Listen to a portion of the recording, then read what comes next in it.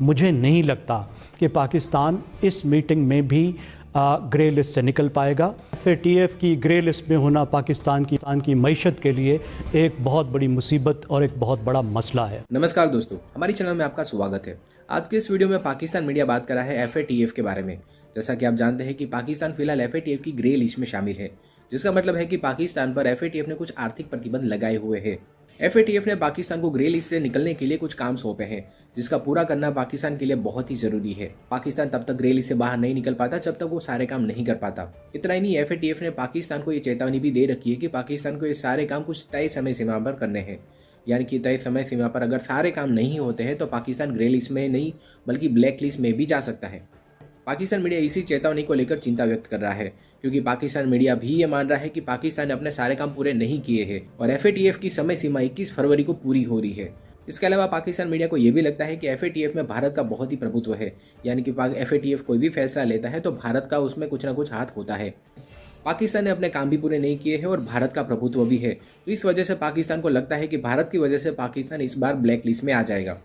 FATF की grey list में पाकिस्तान का हाल और भारत के प्रभुत्व के बारे में पाकिस्तान मीडिया और क्या बात कर रहा है वो देखने के लिए शुरू करते इस वीडियो का अगला भाग। पाकिस्तान ने FATF एक्शन प्लान की जरूरियात को पूरा करने के लिए काफी काम किया है। तर्जुमान दफ्तर खारजा जाहिद हफीज चौधरी ने कहा है कि 27 में से 6 नकात पर नुमाया पेशरफ्त हुई है, जिसका FATF मेंबरान की जानिब से एतराफ भी किया गया है। इससे कबल वजीर खारजा शाह महमूद कुरैशी भी पाकिस्तान की ग्रे लिस्ट से निकलने की उम्मीद का इजहार कर चुके हैं।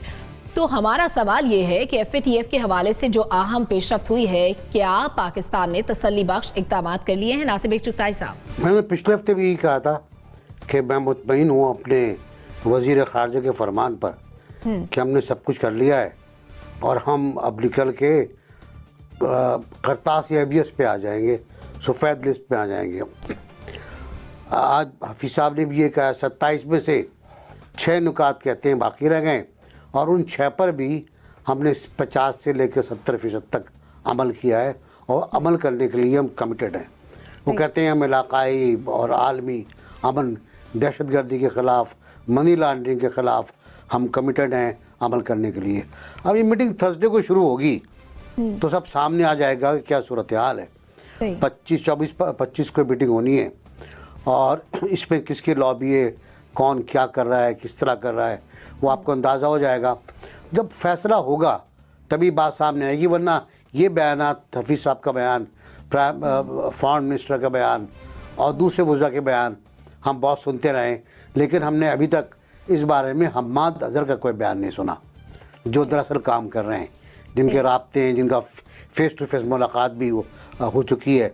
तो लेट अस होप कि बेहतर हो, पैवस्ता रहे शजर से, उम्मीदें बाहर रख, देखिए कब बाहर आती है। ठीक है। हम्माद अज़हर का अभी NBC ने कहा कि वो खामोश हैं, जो असल में काम कर रहे हैं वो तो कुछ नहीं कह रहे, लेकिन वजीर खारजा पुर उम्मीद है कि शायद आइंदा इजलास में हम ग्रे लिस्ट से निकल जाएंगे। आपकी नज़र में क्या ऐसा मुमकिन है? ज़ैगम खान साहब, देखिए, अफसरान तो ये उम्मीदें दिलाते ही रहते हैं। 15 दिन पहले पाकिस्तान के एक बहुत बड़े पीर ने कहा था कि पाकिस्तान निकल जाएगा इस लिस्ट से, और आपको पता है वो पीर पाकिस्तान के वजीर खारजा भी हैं।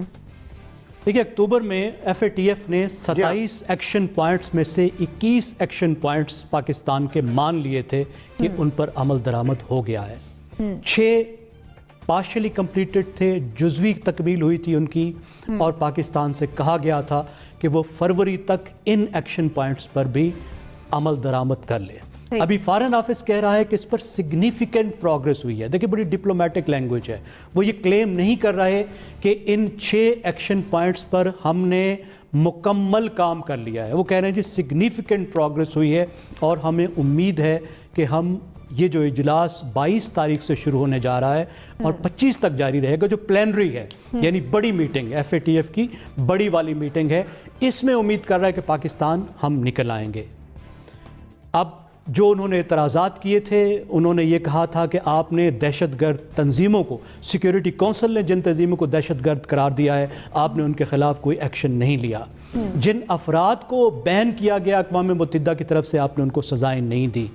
और नारकोटिक्स और जो कीमती पत्थर हैं उनकी स्मगलिंग से जो पैसे आते हैं उन पर आपने फाइनेंसिंग पर, टेरर फाइनेंसिंग पर आपने काम नहीं किया, तो उनको बड़े बड़े एतराज़ात थे। और पाकिस्तान ने सरसे में बहुत कुछ करने की कोशिश की। आपने देखा कि हाफिज़ सईद साहब और उनके साथियों को भी हमने जेलों में पहुंचा दिया, और भी बहुत से एक्शंस लेने की कोशिश की, लेकिन फ्रैंकली मुझे नहीं लगता कि पाकिस्तान इस मीटिंग में भी ग्रे लिस्ट से निकल पाएगा। पाकिस्तान ने अपनी तरफ से पूरी कोशिश की है कि इस मुसीबत से बाहर निकले, क्योंकि FATF की ग्रे लिस्ट में होना पाकिस्तान की मईशत के लिए एक बहुत बड़ी मुसीबत और एक बहुत बड़ा मसला है। लेकिन यहाँ पे बात यह है कि ये मसला सिर्फ टेक्निकल नहीं है, जितना ये टेक्निकल है उतना ही पॉलिटिकल भी है। और बदकिस्मती से कुछ बैनुल-अक़वामी क़ुव्वतें पाकिस्तान का बाजू मरोड़ने के लिए, पाकिस्तान की पॉलिसीज़ को, ख़ास तौर पे फ़ॉरेन पॉलिसी को इन्फ्लुएंस करने के लिए भी FATF को इस्तेमाल कर रही हैं। तो जहाँ पर एक तरफ हमें इसको अंदरूनी तौर पर हल करना है टेक्निकल ज़राए पे, वहाँ साथ साथ जो फ़ॉरेन पॉलिसी के चैलेंजेस हैं उसको भी डील करना होगा, और इसमें मज़ीद कुछ वक्त लग सकता है। ठीक है ज़ैगम खान साहब, आपका पॉइंट आ गया, वक्त हमारे पास कम है। तारिक महमूद साहब, एक साहब ने कहीं रिश्ता भेजा, शाम में दोस्तों ने पूछा कि भाई क्या हुआ, तो कहने लगे कि जी 50% काम हो गया, हमारी तरफ से रजामंदी, लड़की की तरफ से रजामंदी का जो है वो फैसला होना बाकी। तो हमारे स्टेटमेंट इसी तरह के है कि जी ये सब कुछ हो गया है। एक्चुअल पोजीशन डिफरेंट है। 2 दिन से आप ज़रा जो EU टुडे है, जो गार्जियन की पिछले दिनों की स्टोरीज़ हैं वो उठा लें। ये एक्चुअल में 6 पॉइंट कौन से हैं? ये वो हैं जो एंटी मनी लॉन्ड्रिंग और टेररिस्ट जो फाइनेंस है उससे रिलेटेड हैं। इसके ऊपर उनके कंसर्न हैं।